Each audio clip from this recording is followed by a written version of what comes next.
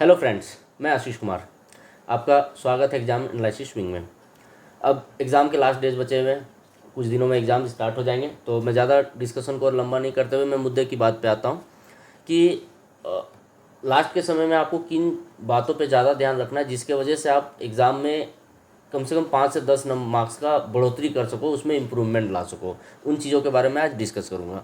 बहुत सारे ऐसे कैंडिडेट्स होते हैं, ठीक है, कि जो नॉर्मली अगर देखा जाए तो प्रैक्टिस करते समय मॉक्स नॉर्मल घर पे लगाते समय सारे क्वेश्चंस इजीली बन जाते हैं, बट एग्जामिनेशन हॉल में जाने के बाद क्या होता है कि उनका कॉन्फिडेंस कम हो जाता है और वो सिली सिली मिस्टेक करके आ जाता है और उनका मार्क्स में काफ़ी ज़्यादा मतलब डिक्रीज मार्क्स काफ़ी ज़्यादा कम हो जाता है। तो इन सब सारी चीज़ों को डिस्कस करूँगा। बहुत सारे ऐसे स्टूडेंट्स है, एस्पायरेंट्स है जो एक सही सीक्वेंस को फॉलो नहीं कर पाते पेपर को अटेम्प्ट करते समय। सीक्वेंस कहने का मतलब ही कौन सा पेपर पहले किया जाए, इंग्लिश पहले किया जाए, रीजनिंग, मैथ्स, या ऐसा कुछ सारी चीज़ों के बारे में डिस्कस करूँगा। फिर सीक्वेंस के बारे में थोड़ा सा डिस्कस कर लूँगा। इसके अलावा मैं कुछ ऐसे टॉपिक के बारे में डिस्कस करूँगा कि अपने आप को लास्ट के समय में कैसे काम रखना है। अगर किसी का एग्ज़ाम 18 तारीख को होगा, किसी का 19 का होगा, किसी को 24 हो या 25, 26, ऐसे डिफरेंट डिफरेंट डेट्स में होंगे, तो उनके लिए तो कुछ टाइम भी बचे हुए हैं और उनको थोड़ा सा आइडिया भी लग जाएगा किस टाइप के क्वेश्चंस एग्जामिनेशन में आ रहे हैं। तो अभी के टाइम समय जो जिनका एग्ज़ाम 14 के बाद किसी डेट में, तो ये जो लास्ट के समय बचे हुए आप मॉक्स देना चाहते हो या मॉक्स किस टाइप के मॉक्स आपको अटेम्प्ट करना चाहिए, उन सारे बातों को मैं आज डिस्कस करूँगा। तो सबसे पहले हम लोग आते हैं सीक्वेंस को लेके। तो सीक्वेंस सबसे पहला जो एग्ज़ाम का जो पेपर का सीक्वेंस होना चाहिए एज़ यूजुअल, अगर मैं कंडीशंस के साथ बताता हूँ। अगर आप जो पहले मॉक्स देते समय या प्रीवियस ईयर क्वेश्चंस के जितने भी मॉक्स थे उनको देते समय जो सीक्वेंस को फॉलो किए थे, तो आपको वही सीक्वेंस को फॉलो करना है। इफ़ अगर आपके अच्छे मार्क्स आ रहे हैं उन मॉक्स में तभी। अगर आपके मार्क्स नहीं आ रहे और आपको क्वेश्चन सारे पते अच्छे से बन जा रहे हैं, बट थोड़ा बहुत मतलब सीक्वेंस की वजह से मेंटलिटी भी चेंज होती है कि आप अचानक से रीजनिंग सॉल्व किए, फिर इंग्लिश सॉल्व किए, फिर मैथ सॉल्व कर रहे हैं, तो इन सब सारी चीज़ों में प्रॉब्लम्स क्रिएट होती है। मैं बताता हूँ मैं क्या करता था, मैं अपना एक्सपीरियंस शेयर करना चाहता हूँ। मैं हमेशा कोशिश करता हूँ कि जब रीजनिंग सॉल्व करूँ तो उसके साथ साथ मैं उसके बाद मैथ्स की क्वांट्स के जो पेपर उसको सॉल्व करता था। क्या होता था कि इसमें एक मेरा मेंटल कंडीशन प्रिपेयर हो जाता था कैलकुलेशन से रिलेटेड का, तो उन सब सारी चीज़ों को मैं अच्छे से डील कर पाता था, तो दोनों फ्लो में अच्छे बन जाते थे। ठीक है, तो ये चीज़ें सीक्वेंस की हो गई। तो सीक्वेंस आपको लास्ट मोमेंट में बदलने की ज़रूरत नहीं है अगर आपके मार्क्स अच्छे आ रहे हैं तब। ठीक है, उसी सीक्वेंस में आपको इंप्रूव करना है। अब कैसे इंप्रूव करना है उसके बारे में डिस्कस करेंगे। जैसे बहुत सारे कैंडिडेट्स का क्या होता है कि एग्जामिनेशन हॉल में ज़्यादा सिली मिस्टेक्स हो जा रहे हैं। सिली मिस्टेक्स को कैसे अवॉइड किया जा सकता है? तो सिली मिस्टेक्स को अवॉइड करने का तरीका क्या है? कभी भी आप एग्ज़ाम को जब अटैम्प्ट करो ना, तो कोशिश करो कि पूरे पेपर को 2 गो में कंप्लीट करने का, मतलब कि एक बार 1 से 100 तक सारे क्वेश्चंस देखें, उसमें से आपको क्या करना है, ईजी टू मॉडरेट क्वेश्चंस को केवल अटैम्प्ट करना है। तो इसके लिए आपके अंदर ये भी क्वालिटी होना चाहिए कि कैसे आप पहचान पाओगे कौन सा क्वेश्चन में ज़्यादा टाइम लेगा, तो वो चीज़ आप प्रिपरेशन के दौरान ही डेवलप कर सकते हैं। और क्वेश्चंस के अगर अच्छे से एनालाइज करें, अच्छे से देखें, तो वो भी थोड़ा बहुत समझ में आ जाता है। तो सबसे पहला गो में आपको क्या होना चाहिए कि आप जितने भी इजी टू मॉडरेट क्वेश्चंस उनको अटेम्प्ट करो। और एसएससी के एग्ज़ाम्स का ये पैटर्न रहा है कि वो जो भी पेपर सेट करते हैं ना, तो उसमें 60 से 70 क्वेश्चन इजी टू मॉडरेट होते ही होते हैं। ठीक है, जो 1 गो में आपको ईजिली बन जाएंगे एक बार में। तो आप घबराए नहीं पहले कि कितने क्वेश्चंस बनेंगे नहीं बनेंगे, आप 1 गो में जितना बना सकते हो। मैं बताता हूँ, मैं पहली बार जब अटेम्प्ट किया था 60 बने थे। फिर जैसे जैसे मॉक्स देते गया तो वो थोड़ा सा इम्प्रूव हुआ। मतलब मैं भी 70 75 से ज़्यादा क्वेश्चंस नहीं बना पा रहा था।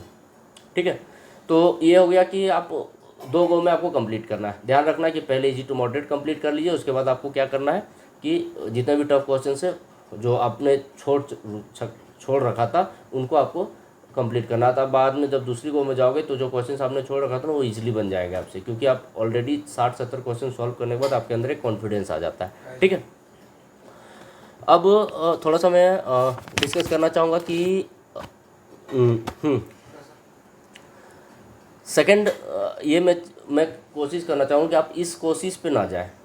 ऑब्वियसली कि ये टियर 1 का एग्जामिनेशन है, ये क्वालिफाइंग नेचर का है, तो इस कोशिश में ना जाए कि मैक्सिमम अटेम्प्ट मुझे करना है। आप कोशिश करो कि कम से कम 80 क्वेश्चंस के अप्रोक्स आपको सही करने हैं। तो इसके लिए आपको क्या, अगर 80 क्वेश्चंस भी अटेम्प्ट करते हो तो 80 क्वेश्चन सही हो सकते हैं अगर आपकी 100% एक्यूरेसी है।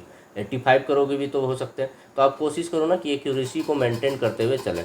ठीक है, नंबर ऑफ़ अटेम्प्ट्स को ऐसा नहीं बढ़ा देना कि 90 95 कर देना, वैसा आप थिंकिंग ना रखें। वैसा कर भी सकते हैं अगर आपका एक्यूरेसी ठीक रहती है तो ये सब कुछ चीज़ें थी। और सबसे मेन इम्पॉर्टेंट है कि ये स्किप करने का, जो हार्ड क्वेश्चंस को कैसे स्किप किया जाए, ये सबसे एक मोस्ट इम्पॉर्टेंट स्किल है। ये कम समय वाले एग्जामिनेशन में, जिसमें कम समय रहता है, ज़्यादा क्वेश्चंस करने होते हैं, तो उसमें आपको हार्ड क्वेश्चंस को स्किप कर, कुछ कुछ ऐसे क्वेश्चन जैसे डीआई के क्वेश्चन मैथमेटिक्स में होते हैं, काफ़ी ज़्यादा टफ दे देते हैं, काफ़ी ज़्यादा कैलकुलेटिव दे देते हैं, जो ऑब्वियस है टाइम लेगा। दूसरे क्वेश्चंस, कुछ क्वेश्चंस ऐसे हैं कि मैथ्स का मैं क्वेश्चंस, दो चार क्वेश्चन जैसे कि वो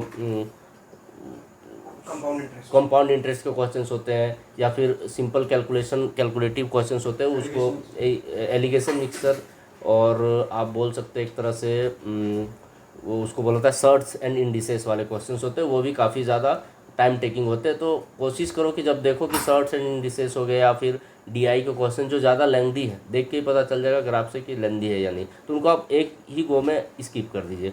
और आजकल एसएससी ये भी पैटर्न बना ली कि कुछ कुछ बैंकिंग के रीजनिंग्स को भी एंटर कर रही है, ठीक है, तो उनको भी स्किप करने का कोशिश कर। जीएस के क्वेश्चन में क्या हो रहा है कि मल्टीपल ऑप्शंस दे देते हैं, तो उन क्वेश्चंस को आप स्किप कर सकते हैं, जिसमें आप कंफर्म नहीं हो, कॉन्फिडेंट नहीं, उनको स्किप कर सकते हैं। तो ऐसे पेपर को अटैम्प्ट करना है, ठीक है। और अगर कुछ एग्ज़ाम से रिलेटेड कुछ और चीज़ें मैं देख लेता हूँ, जैसे कैलकुलेशंस के बारे में हो गया, तो कैलकुलेशंस का प्रैक्टिस आपने अच्छे से किया होगा, नहीं किया होगा तो कैलकुलेटिव क्वेश्चन से बचने का कोशिश करें थोड़ा सा, क्योंकि आपको जस्ट इसमें क्वालिफाई करना है, तो कोशिश करें कि आपको सेलेक्शंस के प्रोसेस में आना है, ना कि ज़्यादा मतलब मार्क्स उठाने के चक्कर में आप ज़्यादा मिस्टेक्स कर दो, सिली मिस्टेक्स कर दो। कभी कभी क्या होता है, ज़्यादा क्वेश्चन अटैम्प्ट करने के चक्कर में आप बहुत सारे सिली मिस्टेक्स करते हैं, तो सिली मिस्टेक्स से बचने की कोशिश करना है।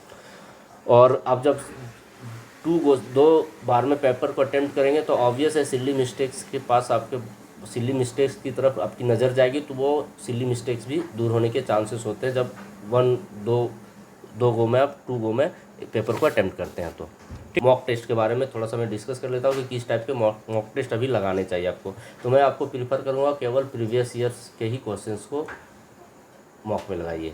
उसके अलावा कोई भी अदर प्लेटफॉर्म्स के अगर मॉक्स है तो उनसे आप अलग ही दूर ही रहिए। अगर कोई ऐसा गारंटी करता है कि कोई प्लेटफॉर्म ऐसा होगा कि गारंटी करता है कि प्रीवियस ईयर मॉक्स के बेसिस पे ही सारे, मतलब उन्हीं क्वेश्चंस के बेसिस पे ये मॉक्स को प्रिपेयर किया गया, केवल डेटा का डिफरेंस किया गया, तभी वो मॉक्स को लगा सकते हो, अन्यथा आप ना लगाएं, ठीक है।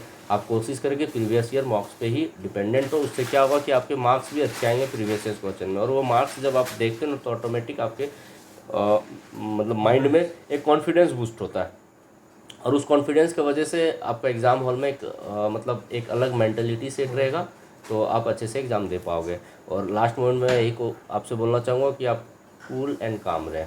जितना ज़्यादा माइंड को अभी शांत रख पाओगे, उतना अच्छा परफॉर्मेंस आप एग्जामिनेशन हॉल में दे पाओगे।